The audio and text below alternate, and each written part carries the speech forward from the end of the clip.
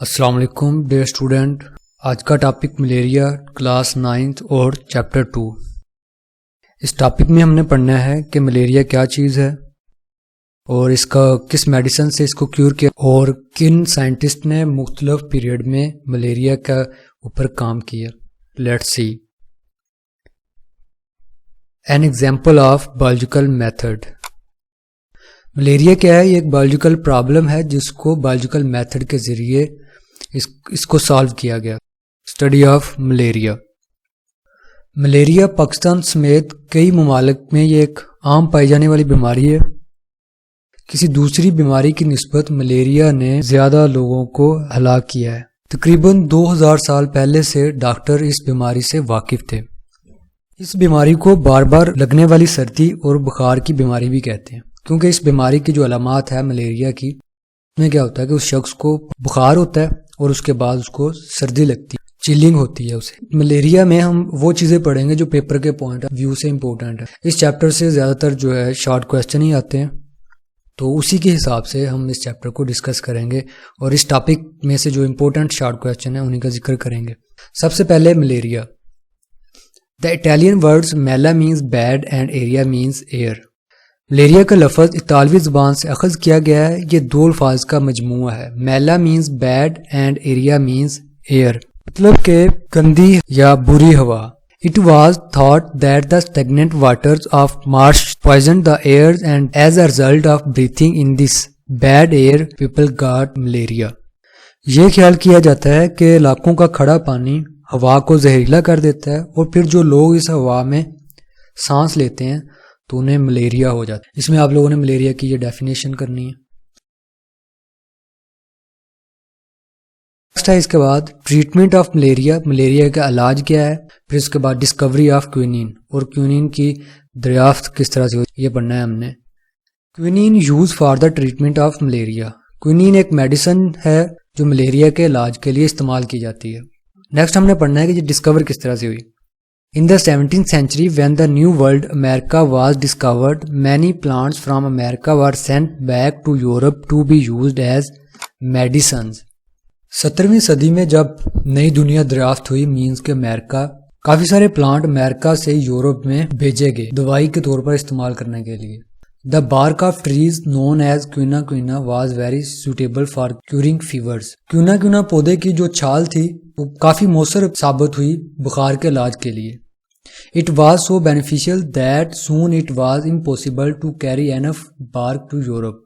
इतनी ज्यादा फायदेमंद साबित हुई कि जल्द ही ये नामुमकिन हो गया कि काफी सारी जो इसकी छाल है उसे यूरोप में भेजा जा सके ताकि उसे बीमारी के इलाज के लिए इस्तेमाल किया जा सके। Some dishonest merchants began to substitute the bark of another tree, cinchona, which closely resembled quina quina। कुछ गैर दयानतदार ताजरों ने क्यूना के मुतबादल सिंचोना दरख्त की जो छाल है उसे बेचना शुरू कर दिया, जो बहुत ज्यादा क्यूना क्यूना से मिलता जुलता था। Cinchona bark was found to be excellent for treating malaria. लेकिन सिंकोना की जो छाल थी ये बहुत ज्यादा फायदेमंद साबित हुई मलेरिया के इलाज के लिए। रीजन क्या थी इसकी कि सिंकोना की छाल से मलेरिया के पेशेंट को फायदा क्यों होता था?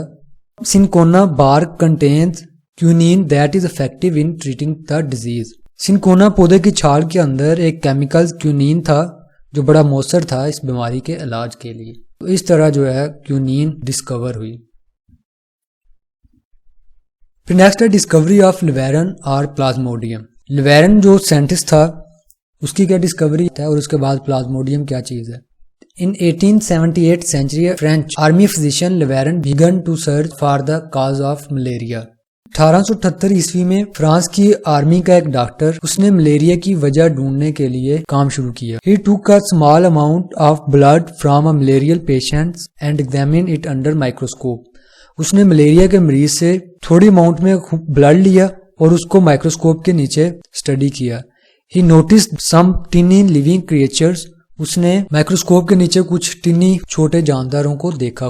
2 years later, another physician saw the same creatures in the blood of another malarial patients। 2 साल बाद एक दूसरे डॉक्टर ने सेम क्रिएचर जो थी वो मलेरियल पेशेंट्स के खून के अंदर देखी। 3 years after the second discovery, the same creatures were observed for third time। और 3 साल बाद तीसरी दफा यही क्रिएचर्स एक तीसरे मलेरियल पेशेंट्स के ब्लड के अंदर देखी गई। The organism was given a name Plasmodium, और उस ऑर्गेनिज्म को प्लाज्मोडियम का नाम दे दिया गया।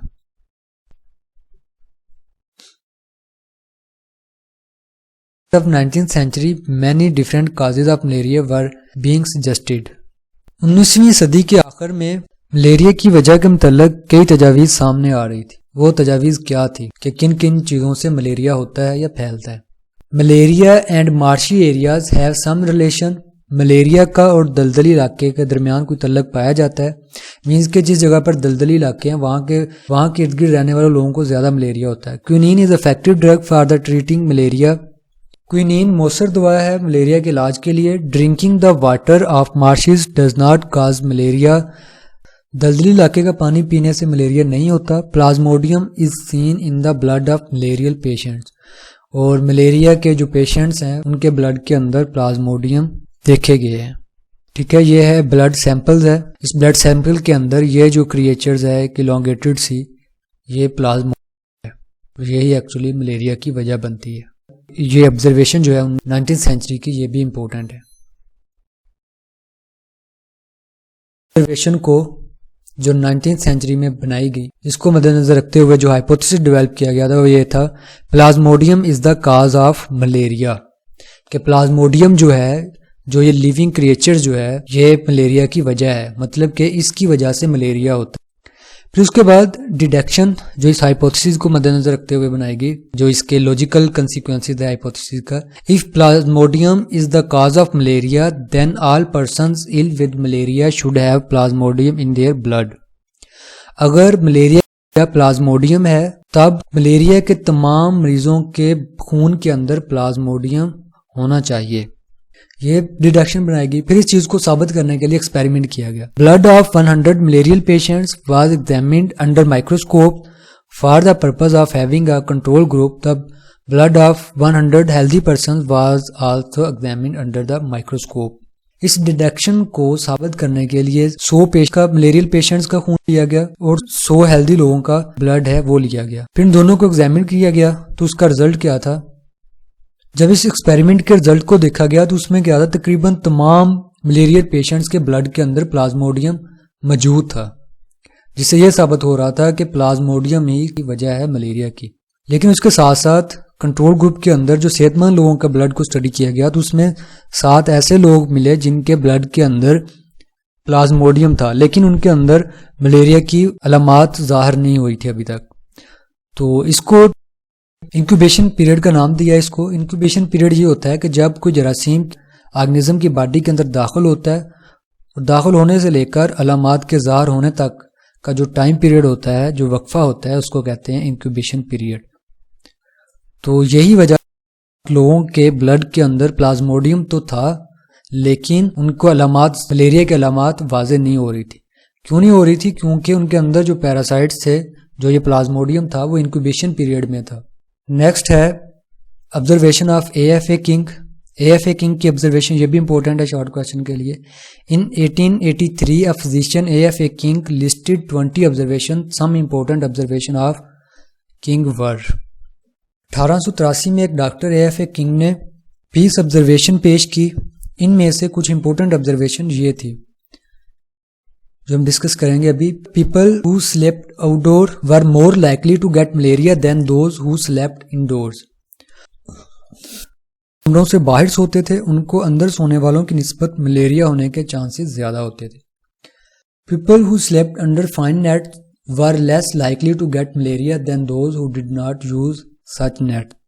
जो लोग जालियों का या मच्छरदानियों का इस्तेमाल करते थे उनको दूसरों की निस्बत मलेरिया होने के चांसेस कम होते थे। Individuals who smoky fire usually did not gate malaria. वो अफराद जो धुएं के करीब सोते थे आमतौर पर मलेरिया में मुब्तला नहीं होते। ये 3 ऑब्जर्वेशन थी कि अंदर सोने वालों को मलेरिया कम होता है, जो नेट का इस्तेमाल करते हैं उन्हें भी मलेरिया कम होता है, और जो धुएं के पास होते हैं उन्हें भी मलेरिया कम होता है। ये ऑब्जर्वेशन थी डॉक्टर AFA किंग की। नेक्स्ट है इसी ऑब्जर्वेशन को, डॉक्टर AFA किंग की ऑब्जर्वेशन को मद्देनजर रखते हुए जो हाइपोथेसिस प्रिपेयर किया गया था वो ये है, mosquitoes transmit plasmodium and so are involve spread of malaria. Mosquito जो है ये मलेरिया को मुंतकिल करता है एक शख्स से दूसरे शख्स में। मॉस्किटो जो है यही मलेरिया को फैलाता है। यही वजह थी कि कमरों से बाइट्स वो आसानी से शिकार हो जाते थे मॉस्किटोज, जिसकी वजह से उन्हें ज़्यादा मलेरिया होता था। फिर इसके अलावा जो नेट का इस्तेमाल करते थे वो मॉस्किटोज का जल्दी शिकार नहीं होते थे, इसलिए उन्हें मलेरिया नहीं होता था। फिर इस हुए जो डिटेक्शन बनाएगी वो ये है, if mosquitoes are involved in the spread of malaria then plasmodium should be present in mosquitoes. अगर मॉस्किटोज इसमें इन्वॉल्व है मलेरिया के फैलाने में, तो तब क्या होना चाहिए, प्लाज्मोडियम मौजूद होना चाहिए मॉस्किटोज के अंदर। अब mosquitoes can get plasmodium by biting a malarial patients. Malaria के मरीज को काटकर मच्छर वहां से प्लाज्मोडियम ले सकता है। ठीक है, ये थी डिटेक्शन। फिर हम इसका नेक्स्ट पढ़ते हैं एक्सपेरिमेंट। इस डिटेक्शन के ऊपर जो एक्सपेरिमेंट किया था वो था रोनाल्ड रोज ने।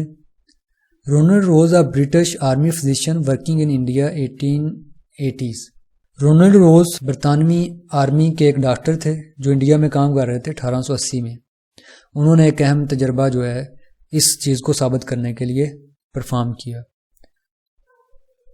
Ronald Rose, he allowed a female Anopheles mosquitoes to bite a malarial patient. He killed the mosquitoes some days later and found plasmodium multiplying in the mosquito's stomach. इसने एक female Anopheles mosquito से एक malarial patients को कटवाया। उसने कुछ दिन बाद मच्छर को मारा और देखा कि प्लाज्मोडियम इसके मैदे के अंदर तकसीम हो रहा था। The next logical experiment was to allow an affected mosquitoes having plasmodium to bite a healthy person. अगला मंतकी तजर्बा ये हो सकता था कि मुतासरा मच्छर जिसके स्टमक के अंदर प्लाज्मोडियम है उससे सेहतमंद इंसान को कटवाया जाता। If hypothesis was true the healthy person would have got malaria. अगर हाइपोथेसिस ये ट्रू होता तो सेहतमंद इंसान को मलेरिया हो जाना था। But scientist avoid using human beings for experiments when result can be so serious. साइंसदान इज्तनाब करते हैं डायरेक्टली इंसानों के ऊपर तजर्बात करने के लिए। इंसानी जिंदगी बड़ी अहम होती है, कीमती होती है, इसलिए फिर रोज ने इंसानों की बजाय स्पैरो के ऊपर बाकी का एक्सपेरिमेंट परफॉर्म किया। He allowed a female Culex mosquitoes to bite on the sparrow suffering from the malaria. इसने फीमेल कुलिक्स मॉस्किटो से मलेरिया से मुतासरा पैरों को कटवाया। Some of the mosquitoes were killed and studied at the various times. और उसमें से कुछ मॉस्किटोज को मारा गया और उनके ऊपर को स्टडी किया गया मुख्तलिफ वक्फों में। Ross found that plasmodium multiplied in the wall of mosquito stomach and then moved into the mosquito's salivary glands. Ronald Ross ने यह दरियाफ्त किया कि प्लाज्मोडियम स्टमक के वाल के साथ मल्टीप्लाई होते हैं, अपने नंबर बढ़ाते हैं और फिर उसके बाद मल्टीप्लाई होने के बाद मॉस्किटोज के माउथ के अंदर सलिवरी ग्लैंड मौजूद होते हैं जिनसे थूक पैदा होता है, म्यूकस पैदा होता है, वहां पर मूव कर जाते हैं। He kept some mosquitoes alive and allowed them to bite healthy sparrows. उसने कुछ मॉस्किटोज को जिंदा रहने दिया और फिर उससे हेल्दी स्पैरो को उनसे कटवाया। Ross found that saliva of the infected mosquitoes contain plasmodia plural of plasmodium and these enter the sparrow's blood. रोज ने देखा कि मुतासरा मच्छरों के सलाइवा के अंदर प्लाज्मोडियम था, उनके काटने से वो प्लाज्मोडियम जो है स्पैरोज के खून के अंदर चला जाता था। When he examined the blood of these previously healthy sparrows, he found many plasmodia in it. जब इसने ये स्टडी किया कि जो पहले से तंदुरुस्त स्पैरो थे उनके खून को, तो उनके ब्लड के अंदर भी प्लाज्मोडियम मौजूद था।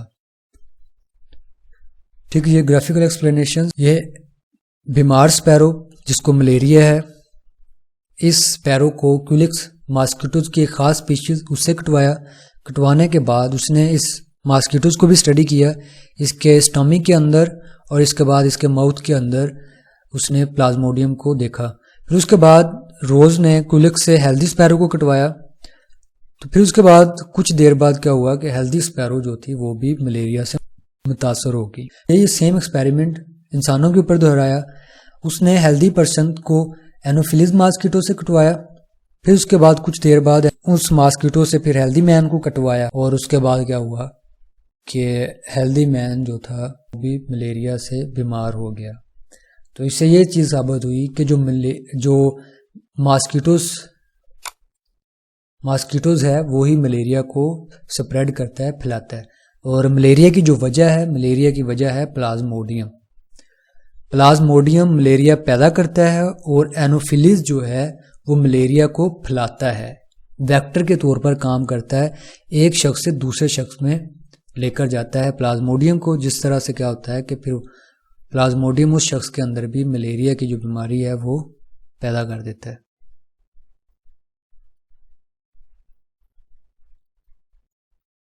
ठीक है, इंसानों के ऊपर जो एक्सपेरिमेंट किया था वो इटालियन बायोलॉजिस्ट थे, उन्होंने ये एक्सपेरिमेंट किया था 1898 में। और फिर इसके बाद इस टॉपिक में से जो इम्पोर्टेंट शॉर्ट क्वेश्चन है हम वो देख लेते हैं। ठीक है, ये इंक्यूबेशन पीरियड, ये इम्पोर्टेंट है। Why are two culex and anopheles mosquitoes are well known, ये वाला कुलिक्स और एनोफिलीज मॉस्किटोज क्यों ज़्यादा जानी जाती हैं, क्योंकि इनके ऊपर ज़्यादा स्टडी हुई। कुलिक्स स्पैरो में मलेरिया स्प्रेड करती है और जो एनोफिलीज है ये इंसानों में मलेरिया स्प्रेड करती हैं, तो इनके ऊपर ज़्यादा से ज़्यादा स्टडी हुई जिसकी वजह से ये ज़्यादा वेल नोन है। AFA किंग की जो ऑब्जर्वेशन है ये शॉर्ट के लिए आती हैं। फिर उसके बाद 19th सेंचुरी में जो ऑब्जर्वेशन बनी वो वाली, ठीक है, ये इंपॉर्टेंट है। फिर इसके बाद बाकी के जो साइंटिस्ट हैं जिन्होंने मुख्तलिफ टाइम पीरियड में मलेरिया के ऊपर काम किया वो भी MCQs के लिए इम्पोर्टेंट है।